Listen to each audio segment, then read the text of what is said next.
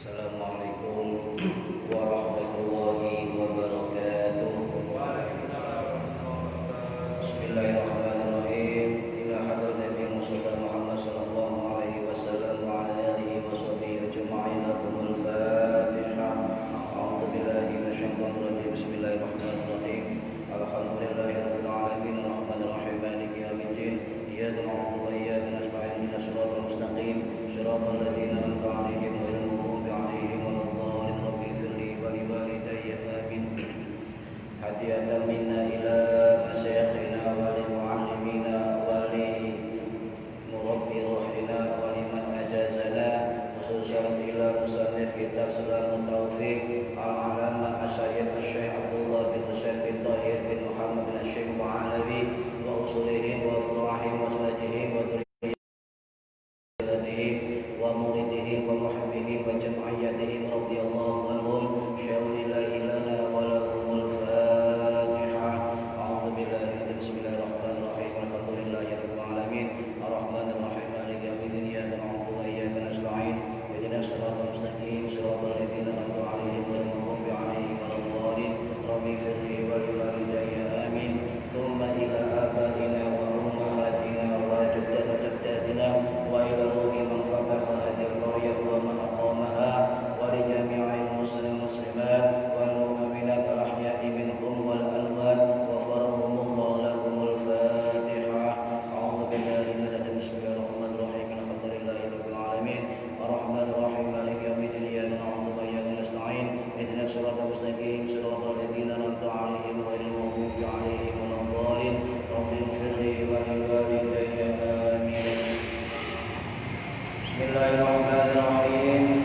Alhamdulillahi rabbil alamin. Asyhadu an la ilaha illallah wahdahu la syarika lah wa asyhadu anna Muhammadan 'abduhu wa rasuluh sallallahu alaihi wasallam wa ala alihi wa sahbihi wat tabi'in. Amma ba'du. Wa la haula wa la quwwata illa billahil 'aliyyil 'azim.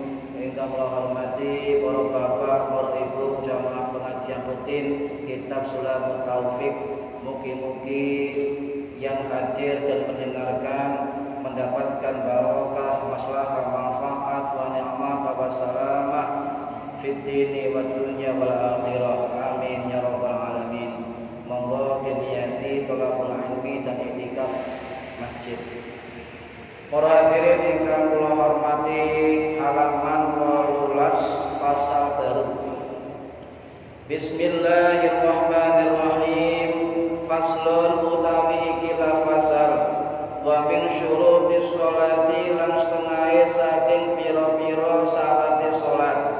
Apa at-taharatu 'anil najasati, suci saking najis, fil badani ing dalam badane, wa thawbi lan pakaiane, wal makani lan panggonane, wal mahmuli lan kang den gawa, kang den tanggung lahu kadue musolli. Fa illa qahu mongko lamun ketemu ing musolli apa najisun najis, aula utawa tetemune najis, siyabahu ing klambine musolli, au mahmulahu utawa kang den gawa musolli, batalat mongko batal apa salatuhu salate musolli, illa ayyul qiyahu kejaba den buang apa najis halan sanalika, ayyakuna utawi ana apa najis iku mafuwan den sepura anhu marang najis, kadame jurhihi kaya gede caton musolli. Wajibu lan wajib apa izalatun najisin, ngilangaken najis lam yufa kang den ora sepura anhu marang najis, bi izalatil aini kelawan ngilangaken aine najis, min saking rasane, walaunin lan warnane, warihin lan ambune, bil ma'il mutahhari kelawan banyu kang nyucikaken, wal hukmiyatu lan utawi najis hukmiyah iku bijarnyil ma'i kelawan nyiplataken ngiliraken ing banyu alaiha ing atase najis hukmiyah, wal kalbiyatu lan utawi ngilangaken najis asu iku bikosliha sab'an kelawan masuk petung ambalan ihdahunna utawi salah sijine petung ambalan iku mahsuzatun dan campuri pituro pitahuri kelawan lemah kang suci wal musilatul lan pamasuk ngilangake aini maring aini najis wa ta'atal sanajane wilangan wahidatun lan wilangan siji wa yustaratu lan syarataken apa wurudul ma'i kelawan tumakone banyu ingkang ana apa banyu iku qalila sithik utawa kurang saka 20. Para hadirin ingkang minulya saniki bahas tentang syarat salat suci dari najis, nggih, suci dari najis. Bab niki sangat penting sebab napa? Karena kita ibadah salat yang merupakan kewajiban kita dalam sehari-hari. Nah, toharo itu adalah suci. Ya, toharo itu suci. Toharo ya tahuru tuhron toharotan. Secara istilah, toharon itu adalah bersih dari hadas dan najis, bersih dari kotoran. Nah, saking pentingnya bahas toharon ini, tan lebete Al-Quran, di dalam Al-Quran itu disebut 31 kali. 16 kali terkait dengan hadas dan najis, 14 kali terkait dengan dosa, 1 kali terkait dengan penyucian harta. Sehingga toharon ini penting, sangat-sangat penting, very important. Cara Madura yang ada, ya sangat penting. Nah, kenapa penting?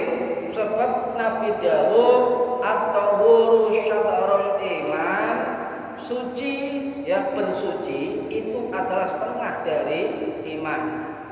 Hadis riwayat Imam Muslim, miftahus sholati at-tahuru, kunci salat adalah bersuci. Hadis riwayat Imam Ibnu Majah, la tuqbalu sholatun bi ghairi tahurin, tidak terima sholat seseorang ya kalau tanpa berwudu. Nah, para hadirin ingkang minulya, kalau orang sholat tidak bersuci atau menganggap bahwa sholat tidak perlu bersuci, maka dia itu bisa dikatakan murtad. Sebab apa? Meremehkan sholat. Ya, meremehkan sholat. Karena ibadah itu mustahil dilakukan kalau tanpa keabsahan sholat. Salah satu dari syarat sahnya sholat adalah pakaian kita, badan kita, tempat sholat kita bersih dari najis. Jadi harus dalam keadaan toharoh, dalam keadaan toharoh wan nadifah, toharoh wan nadofah, suci dan bersih, suci dan bersih. Jadi bersuci itu wonten dua, okay? Sebelum sholat, bersuci dari hadas dan bersuci dari najis, dua hal. Bersuci dari hadas, bersuci dari najis, dua hal yang berbeda, tapi ya harus dilakukan. Kalau bersuci dari hadas, hadas itu wonten dua, hadas cilik, hadas gede, hadas kecil, hadas besar. Hadas kecil itu apa? Hadas kecil itu adalah keluarnya dari depan dan belakang, ya, berupa air kencing, berupa mandi, berupa wadi, berupa tinja atau kotoran, keletong, keletongnya menungso. Kalau hadas besar adalah orang dalam keadaan junub. Kalau hadas kecil, sekedar kencing atau berak, cukup kita bersuci dengan wudu, ya, dengan wudu. Kalau kita berhadas besar dalam keadaan junub, kalau perempuan dalam keadaan haid atau nifas, maka wajib untuk mandi jinabah atau mandi besar. Ini sering kita dengar, tapi kadang-kadang kita meremehkan. Ini yang sering terjadi. Nah, para hadirin rahimakumullah, ya, ini saged membedakan, harus bisa membedakan mana kotor dan mana najis. Kotor dan najis. Sebab apa? Sebab kotor belum bisa dikatakan najis dan najis belum tentu kotor. Saya contohkan begini. Ada orang yang kerjanya itu adalah proyek. Kemudian menguras keringat yang luar biasa. Keringatnya sampai membasahi bajunya.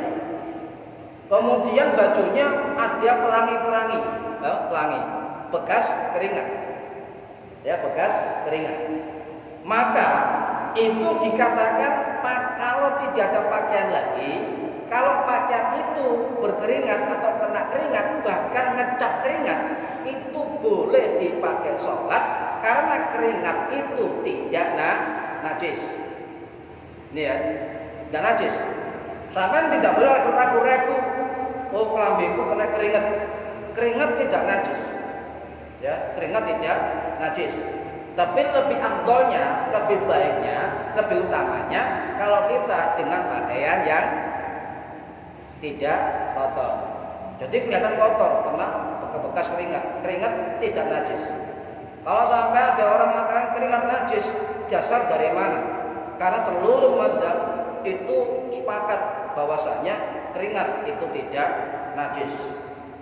Ini tidak najis. Para hadirin rahimakumullah.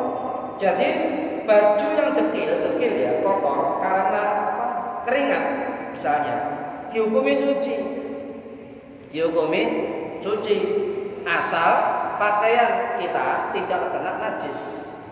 Nanti saya jelaskan najis apa saja yang termasuk membatalkan sholat. Yang terkena badan kita, terkena pakaian kita, dan mengenai tempat sholat kita, sajadah kita. Jadi keringat tidak najis. Jadi baju dihukumi suci meski kelihatan kotor. Ini contoh dari apa? Dari baju yang kotor kena keringat itu tetap bisa dipakai untuk sholat. Para hadirin yang kami muliakan, Nah sekarang pertanyaannya begini, kalau keringatnya orang yang nggak junub itu suci, terkena pakaian keringat juga suci. Bagaimana dengan keringatnya orang junub? Ini penting, karena saya masih mendengar sekelompok orang itu menghukumi ketika orang dalam keadaan junub dan dia berkeringat, itu ada yang mengatakan keringatnya orang junub najis. Nah, ini perlu kita jelaskan para hadirin bahwasanya jasad orang junub tidak najis. Jasad orang junub tidak najis, jadi keringat orang yang berjunub itu tidak najis. Panjenengan misalnya mari kikuk-kikuk karo bojone, kemudian dalam keadaan junub, maka sampai berkeringat, itu keringatnya tidak najis, tidak najis. Apa dasarnya adalah ada hadis riwayat Abu Hurairah, hadis Bukhari Muslim Sahih. Suatu hari, Abu Hurairah bertemu dengan Kanjeng Nabi. Laqiyahun Nabi sallallahu alaihi wasallam. Abu Hurairah bertemu dengan Nabi sallallahu alaihi wasallam fi tariqin min turuqil Madinah, di salah satu jalan Madinah. Wa huwa junubun, dan Abu Hurairah dalam keadaan masih junub. Fansalla fadhaba faktasala, maka Abu Hurairah coba untuk minggir atau nyengkre kalau Jawa nih. Jadi fadhaba maka pergi, faktasala, dan Abu Hurairah mandi. Nah kemudian Nabi karena sudah melihat Abu Hurairah, Nabi tanya, aina kunta ya Abu Hurairah? Ketika Abu Hurairah kelihatan lagi datang ketemu Nabi, Nabi tanya, aina kunta ya Abu Hurairah? Di mana kamu wahai Abu Hurairah? Maksudnya tadi sampai nangdi, kok gak kelihatan, kok moro-moro ngilang, moro-moro ngilang. Abu Hurairah menjawab, Ya. Nabi, aku sungkan menemui sampean sebab saya masih dalam keadaan junub. Ya, aku tidak ingin duduk dengan sampean hingga aku menghilangkan diri untuk mandi junub. Kemudian Nabi bersabda, Subhanallah, innal mu'mina la yanjusu. Subhanallah, sesungguhnya orang mukmin tidak najis. Orang mukmin tidak najis. Kalau ada orang yang berfaham selain kelompoknya adalah orang-orang najis, ya, maka dia telah mengingkari terhadap hadis Kanjeng Nabi. Sebab mukmin itu la yang jus tidak najis. Sebab masih ada orang yang beranggapan selain kelompoknya itu dianggap najis. Nah, ini sudah menyalahi hadis Kanjeng Nabi. Para hadirin rahimakumullah, ya. Jadi riwayat itu juga dikuatkan dengan riwayat Ibnu Umar, anaknya Umar bin Khattab radhiyallahu anhu, ya, dari Umar. Jadi riwayat dari Imam Malik riwayat dari Imam Nafi' al-Madani, ya, yang wafat tahun 785 Masehi. Imam Nafi' al-Madani itu dari Ibnu Umar yang wafat tahun 693 Masehi. Ibnu Umar itu terkena keringat, jadi bajunya itu terkena keringat. Ibnu Umar dalam keadaan junub, ya. Kemudian Ibnu Umar mandi dan beliau sholat dengan pakaian yang tadi kena keringat. Ini riwayat Imam Malik, ya. Imam Malik, pendiri mazhab Maliki, pengarang kitab Al-Muwatta, ya, pengarang kitab hadis Al-Muwatta. Jadi Imam Malik itu hadis riwayat Imam Malik dalam kitab Al-Muwatta. Nah, kitab Al-Muwatta ini termasuk salah satu dari kutubut tis'ah, 9 kitab hitung hadis yang menjadi acuan dari hadis, ilmu hadis.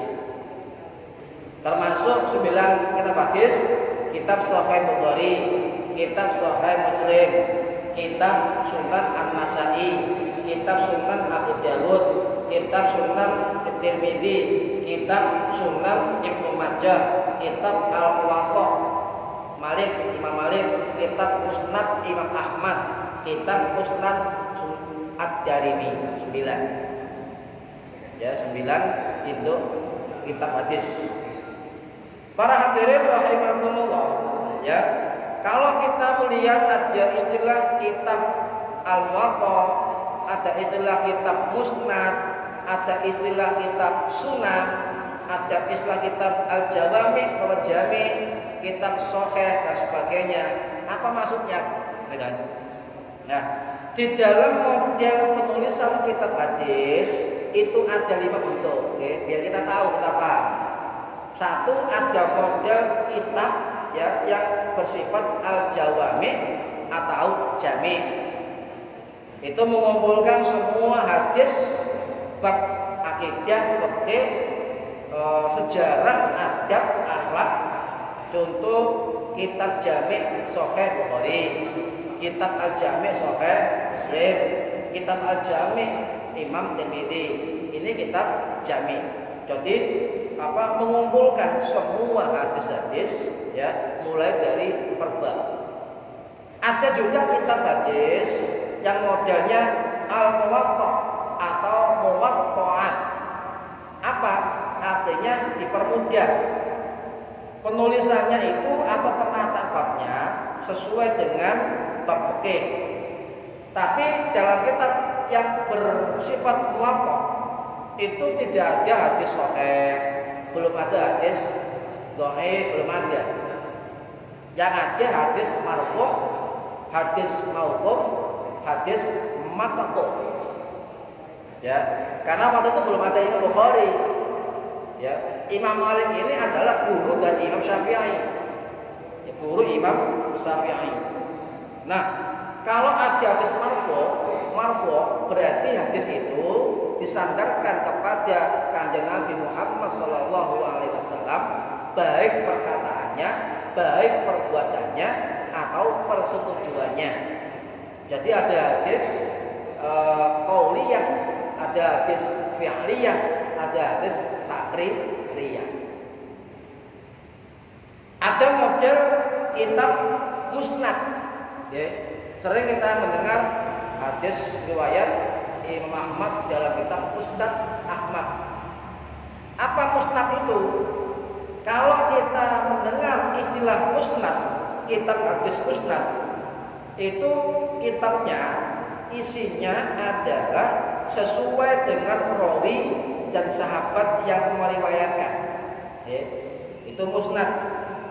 Contoh, kitab musnad Imam Ahmad, kitab musnad Abu Dawud, kitab musnad Abu Ya'la, kitab musnad Asy-Syafi'i. Nah, ini adalah contoh-contoh dari kitab musnad. Banyak. Ada lagi istilah kitab sunan. Ya, hadis. Contoh kita mendengar begini. Ada kitab Sunan Tirmidzi, kitab Sunan Ad-Darimi, kitab Sunan An-Nasa'i, kitab Sunan Al-Baihaqi, kitab Sunan Ibnu Majah, kitab Sunan Abu Dawud. Nah, kalau kita mendengar istilah kitab sunan, itu maksudnya adalah kitab itu isinya sesuai dengan bab-bab fikih, ya, cuma berdasarkan hadis marfu, hadis yang disandarkan kepada Kanjeng Nabi. Wonten malih kitab model sihah, ya, sihah atau sahih. Contoh kitab Sahih Bukhari, kitab Sahih Muslim, kitab Sahih Ibnu Khuzaimah, kitab Sahih Ibnu Hibban. Nah, ini banyak. Kalau ada kitab yang sifat sahih, kitab sihah atau kitab sahih, berarti itu adalah ya, isinya hadis sahih saja menurut pengarangnya. Ada kitab Sahih Ibnu Khuzaimah, berarti menurut Ibnu Khuzaimah kitabnya berisi hadis-hadis yang sahih. Kan kata? Berarti kalau panjenengan itu mendengar hadis, ya, kata orang ini dalam hadis sahih, hadis Muslim, Bukhari, hadis Khuzaimah, hadis Ibnu Hibban misalnya, dikatakan dhaif oleh ulama lain atau kitab lain, maka kita kembali kepada kitab hadis tersebut. Jangan kemudian kita pasrah bongkoan. Ada ulama mengatakan atau ustadz itu hadis dhaif, padahal situ ada tanda kurung hadis riwayat Khuzaimah, hadis riwayat Ibnu Hibban. Padahal kedua ulama ini mengelompokkan hadis di kitabnya sebagai hadis sahih. Nah, kemudian kita lihat penjelasan kitabnya, kitab sanad, kitab syarah, apa itu begitu, ya. Jangan kemudian kita mendengar salah satu dai atau ustadz yang mengatakan hadis itu dhaif, lemah, atau hadis itu palsu, ya. Kita buka dulu di dalam kitab Sunan, kitab Musnad, kitab Al-Muwatta'ah, kitab Jawami itu bagaimana dan status hadis tersebut, biar kita tidak salah arah. Ya. Para jemaah rahimakumullah, balik lagi dengan keringat tadi, ya, keringat. Cara Jawanya keringat. Keringat ini, ya, ada juga keterangan dari Imam Ibnu, ya, dari Ikrimah, dari sahabat Ibnu Abbas. Itu mengatakan, ya, dalam kitab Al-Mudawwanah Kubra bi riwayati Sahnun karangane Imam Malik. Di situ ada keterangan riwayat bahwa keringat orang junub dan keringat wanita atau perempuan haid tidak najis. Ya. Saya ulangi, Di dalam kitab Al-Mudawwanah Kubra biriwayat Sahnun karangannya Imam Malik, ada riwayat dari sahabat Ikrimah, dari sahabat Ibnu Abbas yang menerangkan bahwa keringatnya orang junub, keringatnya perempuan haid itu tidak najis. Nah, lek masalah bau keringatnya dewe orang sing wasit, sing ambung, ya itu beda. Ya, beda. Yang penting tidak najis. Kalau keringat tidak najis, berarti baunya keringat juga tidak najis. Ya, tapi tergantung hidup masing-masing. Para hadirin yang saya hormati, kalau keringatnya orang yang sedang junub tidak najis, berarti kalau kita bersalaman dengan orang yang sedang junub itu tidak apa-apa. Tidak apa-apa. Ya, karena keringat tidak najis. Sebab apa? Begini. Ya, ada riwayat dari Bukhari Muslim ketika Abu Hurairah fakhadha biyadi, ya. Jadi Nabi itu menggandeng tangannya Abu Hurairah.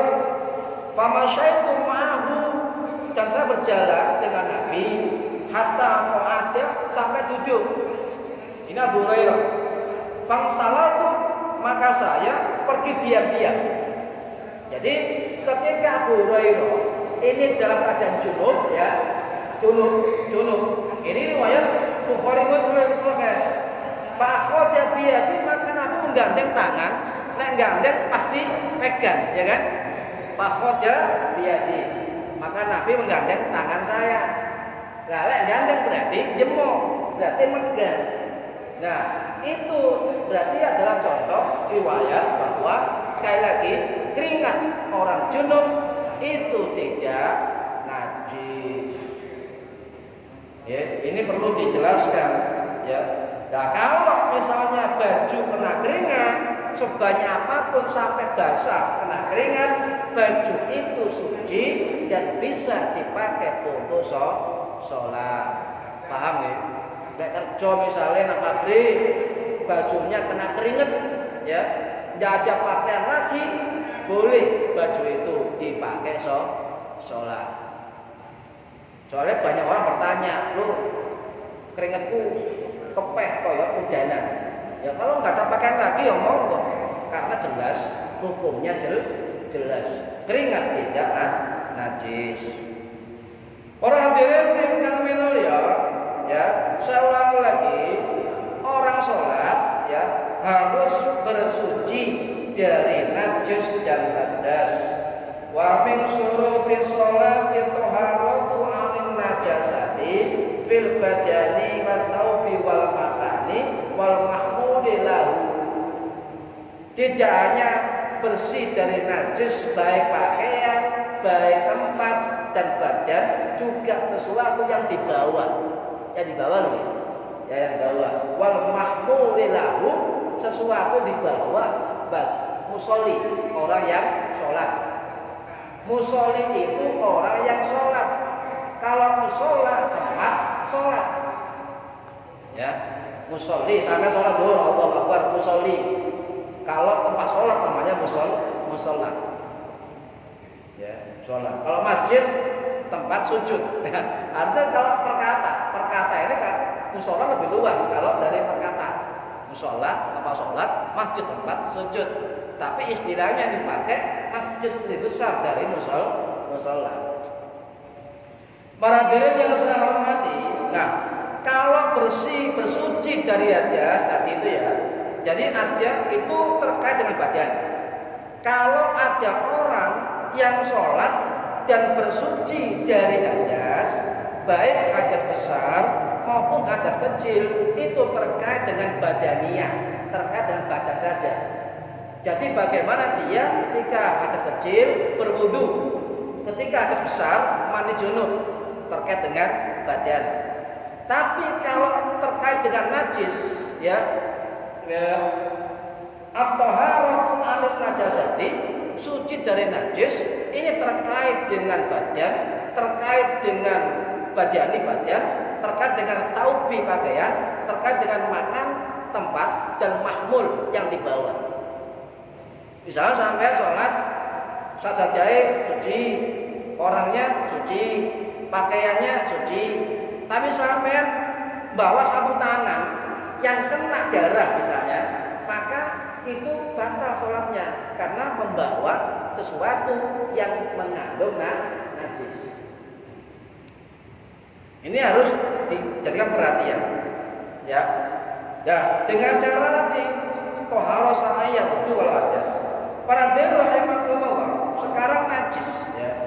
At-taharatu 'anil najasati, suci dari najis, ya.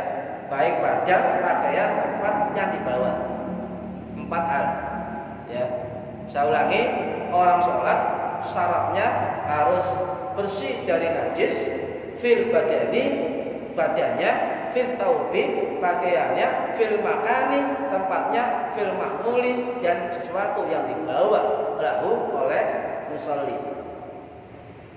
Najis itu apa? An-najasa itu apa? Ya, najis itu artinya kotor atau kotoran.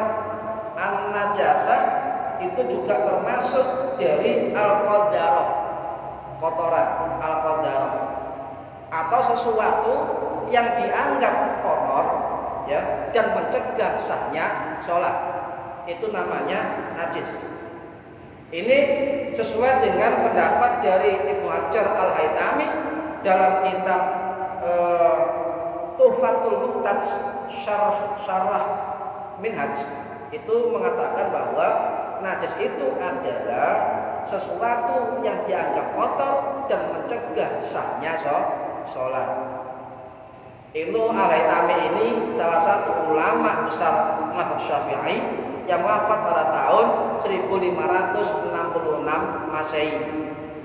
Tebel kitabnya. Kalau kita ngaji kitab ini, insya Allah 10 tahun nggak katam-katam. Tahu tebel berjilid. Kalau kitab tipis saja sudah berjalan setahun lebih. Saya oleh halaman 18. Gak katam-katam. Nah, para hadirin yang kami mulia, ini sama dengan pendapat dari Sayyid Sumer Al-Hadrami, ya, dari Sayyid Al-Hadrami, juga keterangan dari Syekh Nawawi Al-Bantani dalam kitab Kasifatus Sajjah Syarah Safinatun Najah, begitu. Jadi najis itu adalah sesuatu yang kotor dan mencegah dari sahnya sholat. Cukup itu saja definisinya, nggak usah panjang-panjang. Yang penting paham tentang najis. Ya, percuma hafal definisi sebuah ilmu, tetapi secara praktek atau secara amaliyahnya tidak paham. Para hadirin rahimakumullah, ya. Jadi sesuai yang kita pahami bersama, najis ada 3. Apa? Najis ada 3. Apa? Najis mughaladah, najis mukhafafah, najis mutawassithah. An-najasatu salasatun. Mughaladatun, ya, wa mukhafafatun, wa mutawassithatun. Ini kalau kita ambil dari kitab Safinatun Najah, ya, ada 3. Najis mughaladah, najis besar, najis paling berat. Kemudian najis mukhafafah, najis yang enteng, najis yang ringan, dan najis mutawassithah, najis yang sedang, ya, sedang. Nanti saya beberkan tentang cara menghilangkan najis mughaladah, cara menghilangkan najis mukhafafah, cara menghilangkan najis mutawassithah. Perlu praktek lagi kalau ada waktunya. Jadi misalnya anak kencing, bagaimana cara untuk membersihkan izalatun najis. Jadi menghilangkan najis bagaimana? Kalau anaknya belum 2 tahun, masih ASI. Kalau sudah makan non ASI, bagaimana cara membersihkannya? Ini penting dilakukan.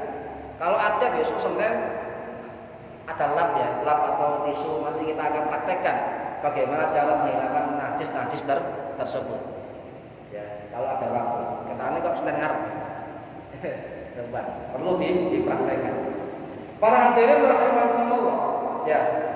Untuk najis mughalladzah, najis mukhafafah, nanti dulu kita bahas karena terkait dengan najis dalam syarat sholat itu umumnya adalah terkait dengan najis mutawasithah.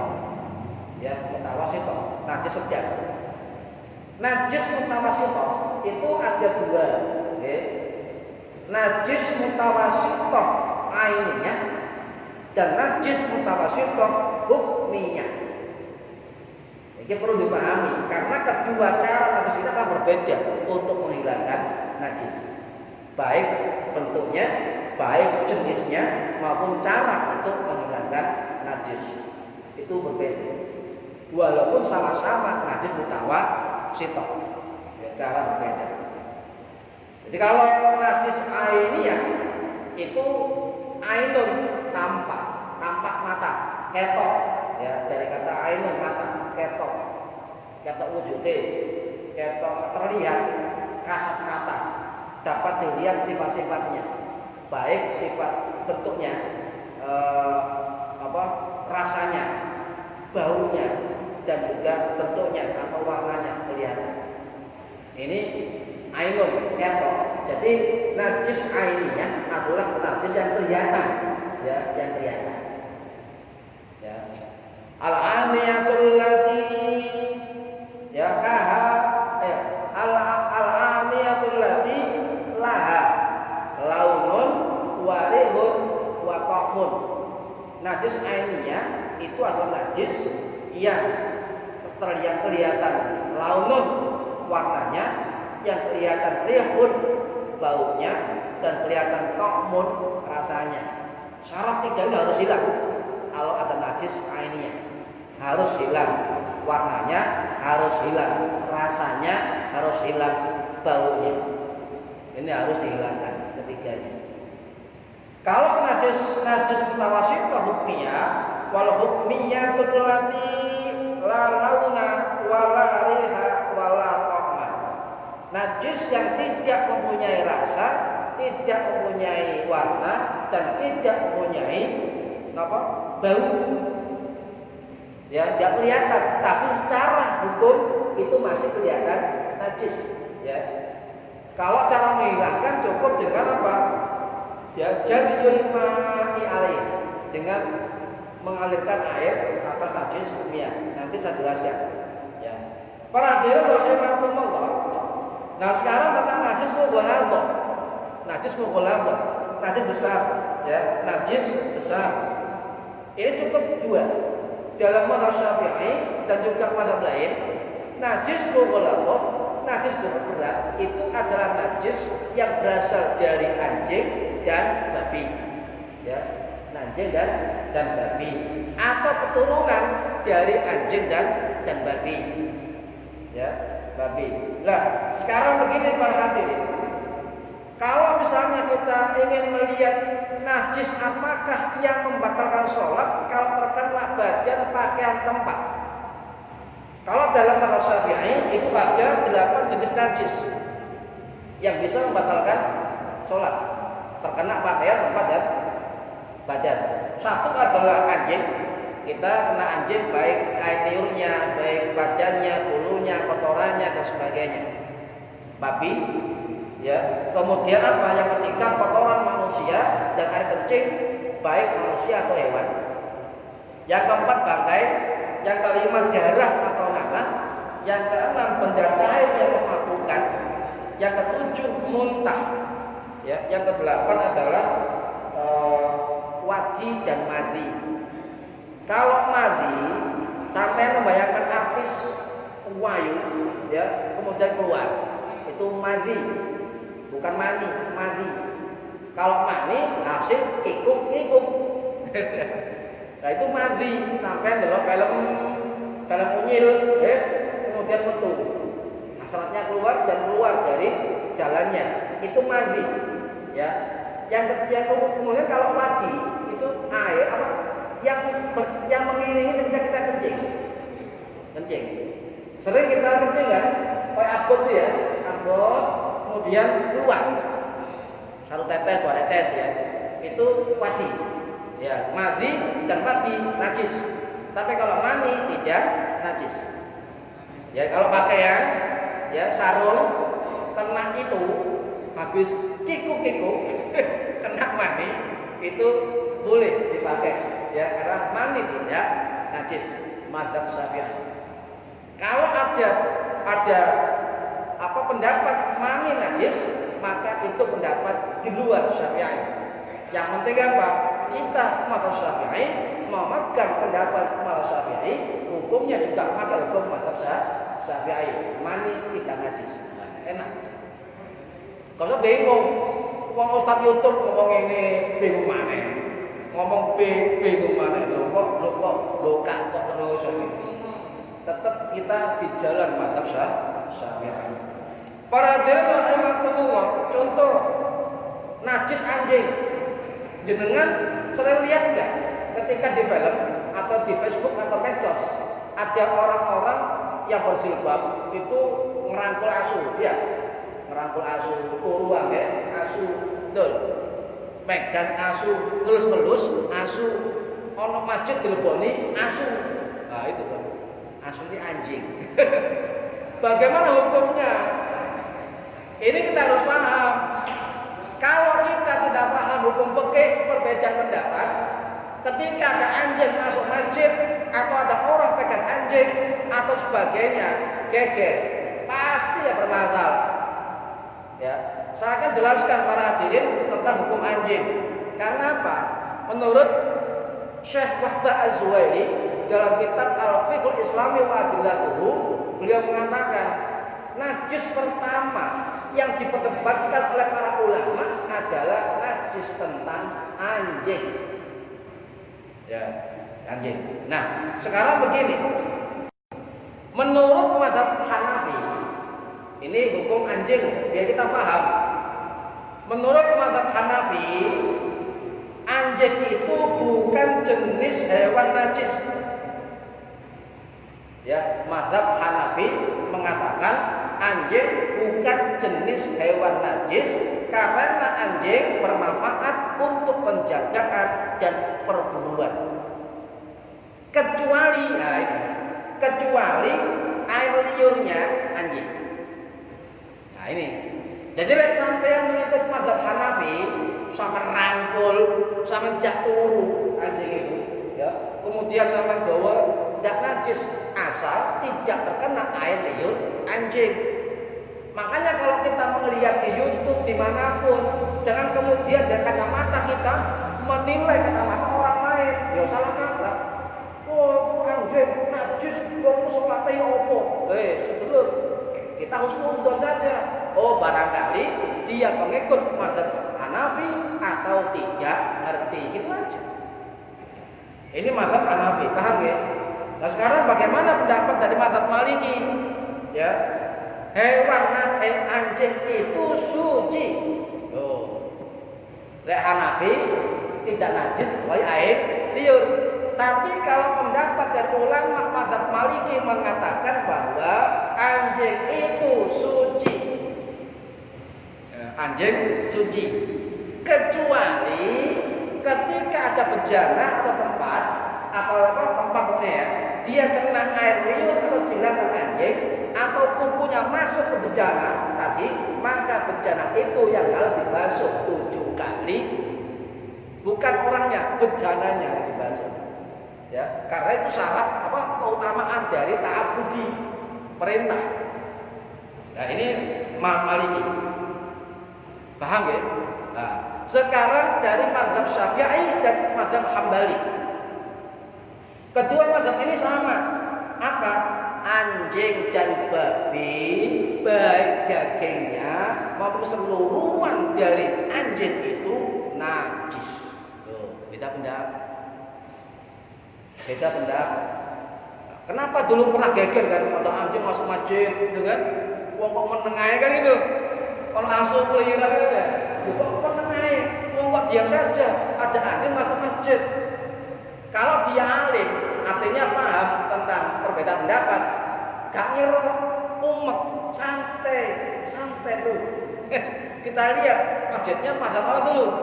Kalau di daerah Afrika sana, daerah Afrika, contoh Nigeria, kemudian mana lagi? Pokoknya Afrika itu sebagian mazhab Hanafi, sebagian mazhab Maliki. Jadi kalau ada anjing masuk masjid, kalau mazhab Hanafi atau mazhab Maliki boleh, tidak apa. Tapi kalau masjidnya orang-orang mazhab Syafi'i masuk masjid, ya najis. Jadi kita harus menentukan proporsi dari masing-masing pendapat fikih. Ya.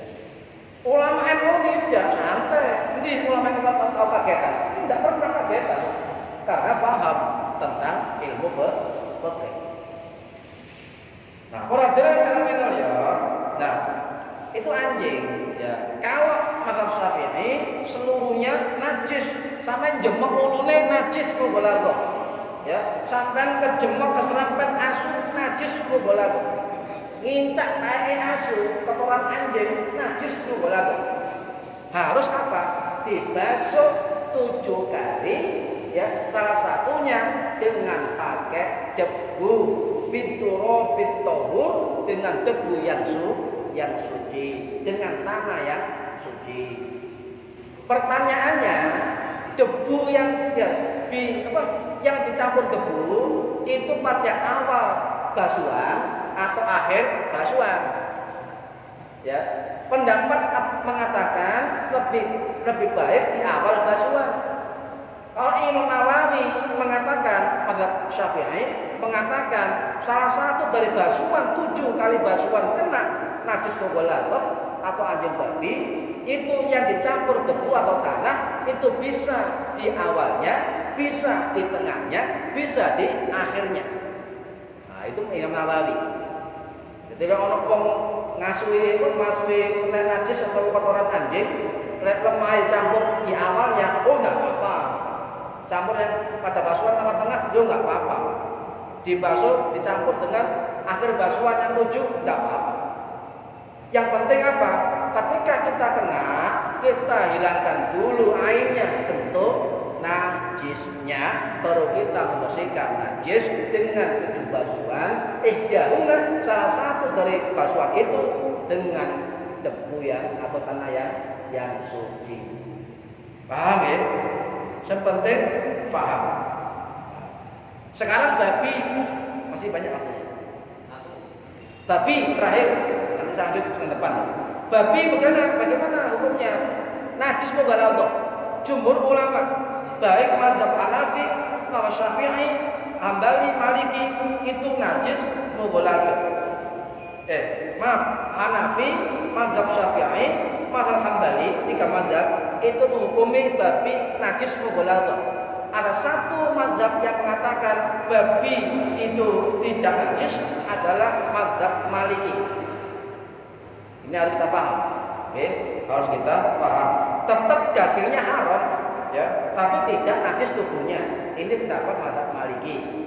Kalau pendapat Hanafi, pendapat Syafi'i, pendapat Hambali, tetap daging dan tubuh babi itu najis.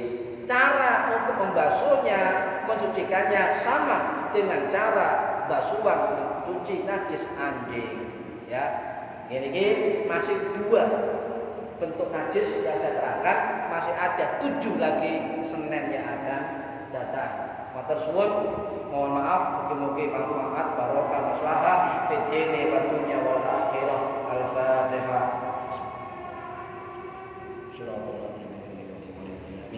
A'udzu billahi minasyaitonir rajim. Bismillahirrahmanirrahim.